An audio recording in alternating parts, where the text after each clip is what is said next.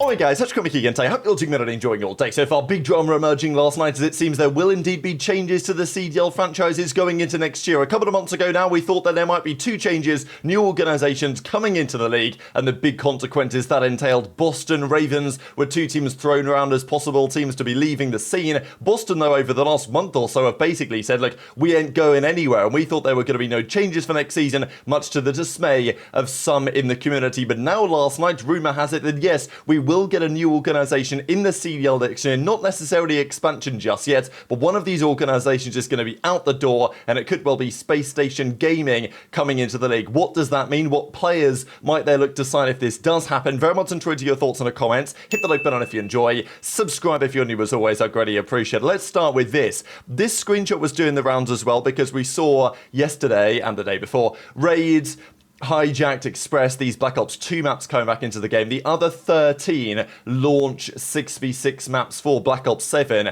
are going to be, well, they've got new names anyway. Doesn't necessarily mean they couldn't be remastered versions of older maps.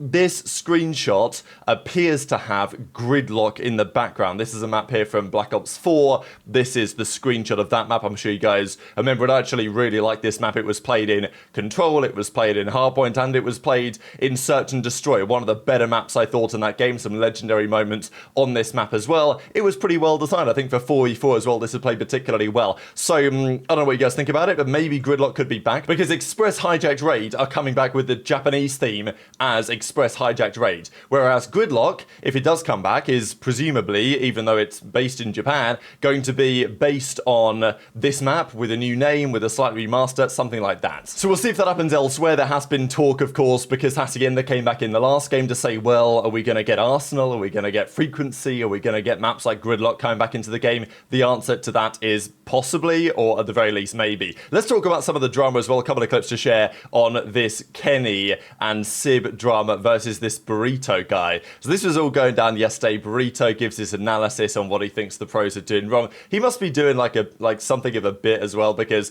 like he's got the #1 CDL ESPN analyst and all this in all of his socials and stuff. I think it's all kind of funny. Now, okay, Kenny and Sib, maybe understandably, look, pro players, they don't like to be criticised, they don't like to be told their play is wrong, but I do kind of wish that the responses sometimes from the pros, not just to Burrito, but, you know, to people like BenJ and even to others in the community who do some analysis from time to time, usually what the pros say is, well, this guy never played, so he doesn't know what he's talking about, which, you know, I get that perspective, but it doesn't, from a fan perspective, it doesn't really say much. What you should say is like, okay, this guy's wrong for X, Y, Z reasons. This is what he doesn't understand. Because it's easy to say, oh, he wasn't a pro, so he doesn't know what he's talking about.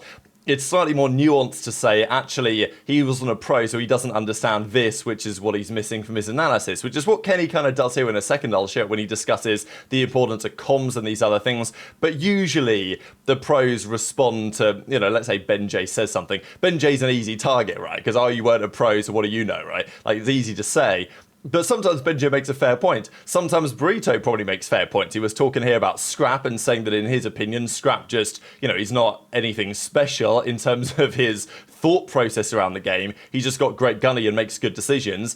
Doesn't do anything remarkable. And Octane basically agrees and says, yeah, Scrap just does a great job at doing what he does. But not to say that Burrito's going to be right all the time. And he was, you know, feeding into the drama a bit. He did this stream. So Burrito did this video, like a 3-hour-long stream, looking at loads of Kenny's plays and mistakes. And, well, Temp was on the Dope Check show last night and said that the origin of this is that Burrito DM'd Kenny a few days ago and said, hey, do you want to run Apex? Like, I'll carry you or something. Kenny then didn't respond to him because he had other things going on. And then, in Temp's opinion, Burrito was salty about that and therefore decided to make a 3-hour hit piece where he just looked at all the series that Kenny had lost and criticised his mistakes. Then Kenny fires back and says this guy's a clown, basically. And then Burrito then comes out and does his own kind of rebuttal stream and says that actually, no, I was right and you were wrong. And, well, anyway, he's feeding into it. And it's caused a fair bit of entertainment, I'm not going to lie. People are going to have their opinion on it. BenJ took a step back in the off-season drama stakes by not beefing so many pro players in the last week. Hopefully he'll be back in due course, but Burrito stepped up to the plate. So anyway, a couple of clips to share for you guys, then we'll talk about the CDL. I'm gonna Paco break the hill here. Yeah, look, so Paco break the hill. That's crazy. I'm like arguing with trash cans, dude. Fuck. I think I'm literally arguing like with 30 is a little I'm literally arguing with 0.7s, bro. Like, how did my life come to with this, You shouldn't bro? have just sat on near right there. Like, I'm trying to argue with good players, bro. I don't see nothing. I'm trying to argue with fucking Shotzzy. Like, can I argue with Shotzzy? Why am I arguing with two 0.7s? Like, I don't want to do this. This is a waste of my time. This is a waste of my time.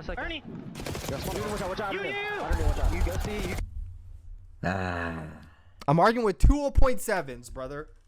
Even in the thing is, the Who reason didn't I make don't think champs. compare this Why am right I wasting here my to time that on is this? because that was like a in the moment when this pop up on the screen. Listen, when this pops up on the screen, I'm telling y'all, everybody is the smartest COD player in the world. At this point, they might as well coach. When they see this and they start seeing arrows, they so good at, oh, this guy should do this guy should do this. And they, first of all, they always disregard. Number one thing I think a lot of people, when they watch COD, is they disregard comms. They always disregard the comms. Do you ever think like what was called out there? What was said there? Maybe something threw that off. No, that's always disregarded. Number one. Number two, they don't play the game. They never play the game. So they have no clue what the fuck is right or wrong. They never play. First of all, what the fuck these call outs? J1, J2, J3? That's beyond the fact. Yes, I would check that fucking corner if I had wall hacks, for sure. What's crazy is this what he did day in, day out, he'd at least be able to respawn. You would think so. Didn't you watch his gameplay? He has no clue what the fuck going on. People can have their own opinions of players. They can call whoever ass, they can say whatever. But when you start getting analytical and start to analyze gameplays and saying what people should and shouldn't do, you should at least know how to play the fucking game. Now, if like, let's just say a top challengers player decided, yo, I want to do content and I want to talk about pros, teams, this and that. I play the game. I'm one of the best challengers here. I'm a top challengers team. That's okay. Speaking of Kenny, this was spotted last night on OpTic Maniac's Instagram story, and, well, have a look at this. This is Kenny's car, it says Quavo, it's wrapped in the OpTic green, as we know, the GTR, and this is, of course, the pretty much the car park next to the OpTic facility, right? We've seen Dashy Aura farming in here. You guys know this place. Now, what's interesting about this is that the LA Thieves play from pretty much the same area, the same spot as the OpTic guys do. So, there has been talk as to, oh, is Kenny definitely joining the Thieves now because he's spotted in the car park where the Thieves guys are also playing. Now, of course, the game isn't out yet. It's not like Kenny's turned up to scrim with Scrap and the guys, even if he is joining Thieves. It's more likely, I would say, that Kenny's turned up to maybe record a couple of things for the process. It's possible they want him to sit down and talk about what's happened on the year. That's plausible. Maybe some other content things as well. I don't know. That would be my read on it anyway. I think it's kind of doubtful that this says, oh, he's definitely joining Thieves. And it's more likely that there's something that obviously they're preparing for the OpTic side on the season that they just had, and looking back on it in some regard, I imagine, as well. And Kenny, I imagine, would be pretty happy to do that because of the success that he's had with OpTic before, and also the fact that we think he's going to be joining Thieves and he's not going to be too unhappy with his team situation for 2026. But speaking of teams, Ronnie says, clock ticking emoji. What's happening, right? Is it a big roster move that's going to develop? Turns out it's not, but it's also not this. Now, Luminosity Gaming, legendary brand in esports, in Call of Duty and in Counter-Strike and in other games as well. So, LG, if you guys watch COD for a time, you'll know them. Now, they are part of Surge, kind of. It's a bit of a mess, but when MW19 came around, when franchising happened, loads of these ownership groups, they just hoovered up a load of organizations, and some of them ended up falling under the same banner, right? Like, for example, Ravens, they had like Rogue. It was called Rect Global or whatever it was. Like, it was all this mess of consolidation, let's say. So Luminosity, they used to be in the CWL before the CDL came around, and effectively that kind of spot is considered to be Surge's. People don't really think of it that way, but people were like, well, Splice is Toronto because they kind of became part of the same ownership group, and LG is Surge. And also in LG and Surge's case, the colors were kind of similar, so it always felt a little bit like it was still a Luminosity team, at least in the early days. Now, that brand has been sold. It's critical to note, though, this doesn't mean Surge has been sold. So just to clarify, Enthusiast Gaming, they are the owners of the Seattle Surge or the Vancouver Surge as it is now. the other organizations as well, and they owned Luminosity Gaming, which wasn't really doing anything nowadays. It obviously wasn't in COD anymore or anything. So they've now been sold. So that branding has been sold for, we think, about $645,000, and it's been acquired by Vertical Studios or whatever, and they've acquired Luminosity and Omnia Media from Enthusiast Gaming. That doesn't mean that they've acquired the Vancouver Surge. That still remains as it previously was. So that was an update of last night, but nothing massive for the CDL side on that. This, though, is a big deal. Ronnie says, this is the news of the day. Space Station Gaming targets a CDL spot. So let's just put it out there clearly.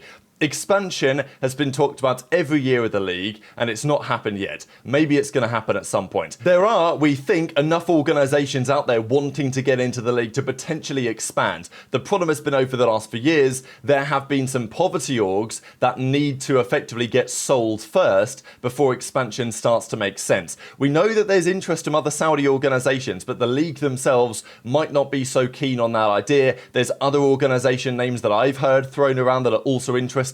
We know that HyDra and Envoy, they want to get back in the league as well. I think there's enough orgs out there right now. If we wanted to expand to 16, I think we could. But it's not going to be happening yet. Partially because there might be one or two other organizations still left in the league that are not really doing all that much and might need to get sold. Now, Boston, to their credit, yeah, they took a cut in terms of what they're paying the players. They've become a leaner operation. They ran some great events out there in Boston. You know, they did them in January, so it was kind of cold, but it was a great couple of events out there in Massachusetts at the start of the last couple of seasons. And Boston, you know, they were a likable team this year, and I think they've done a respectable job, and they made it pretty clear they're not looking to go anywhere. But one organization that has, of course, been a shambles is the Ravens. And for a long time now, I've wanted, and many of the Grinity have wanted, Ravens to, you know, get sold or disappear or whatever. Like, they've mishandled so many things, not just in terms of their teams, the visas for their players, famously the event that they were trying to run in 2024 that then just never happened, right? It all went, you know, downhill massively. So Space Station Gaming want in. Now, they're a big org. They're doing great things in Halo, as we know over the last couple of seasons. And as JoeDeceives about to say in a second, these guys like running events. They're not opposed to running events. So this is what Ronnie says. They are in discussions with several CDL teams to take over an existing spot. So that's already interesting, and it shows that, yeah, plenty of these teams, they want to stay. Now, because the CDL teams this year, they actually either made money or they didn't lose much, especially if they were paying their players basically the minimum. You turn up to the league, you cash in on the YouTube revenue rights deal, which gives you, I don't know, a few $100,000 or something. That then pays for your players, your whatever other cost you've got. And then on top of that, you've then got the money from the skin sales, which actually push these organizations into a respectable position this year for pretty much the first time. But still, several teams are having discussions about the possibility of getting taken over effectively. Now, the most likely team would be the Ravens, you would think. Certainly, I would hope that would be the case. Ronnie doesn't say specifically, but he does say that Space Station for the first year would likely stay with the existing franchise city just because of Gentlemates. It happened there, right? They took over Los Angeles Guerrilla's spot. We think Gentlemates are probably trying to move to Paris. Whether that happens, we'll see. But they want to move Space Station to SLC, right? They want to move to Salt Lake City, which is where they're based for the, you know, for the next year ideally, but probably the year after. So that's the theory anyway, that Space Station want in. If they do effectively buy or something with the Ravens spot, they will probably have to stay in Carolina because of the league rules and whatever for at least a year. Then they would move the spot the year after. That is the plan. If they do it, is it going to be good for the league? Probably. Ravens, yeah, they actually formed a respectable team this most recent season, but it's not like they've been a serious force in the league for a long time. And SSG have been impressive in Halo, for example, and they also have good connections with those Halo players, such as with Legend, former SSG player, who has been contemplating, at least he wants to, come into the Call of Duty League. So what does that mean, right? Ronnie says, multiple orgs. Space Station have wanted in on the COD League for a long time and held meetings frequently with teams in the league over the years. It'd be great to have another franchise in, great organisation, and says they love hosting events as well. And of course, we know that SSG, Ravens, they tried. Did they really try to run an event? It never really happened. So I think it's exciting for the league in general.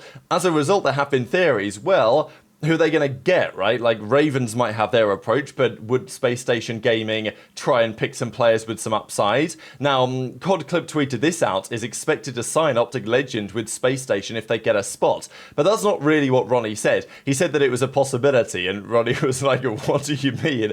Bro's getting a bit ahead of himself. So, we'll see. Time will tell what develops here next, but very much enjoyed your thoughts on all of this stuff in the comment section below. Hit the like button if you enjoyed, subscribe if you're new, take care, and I'll see you next time.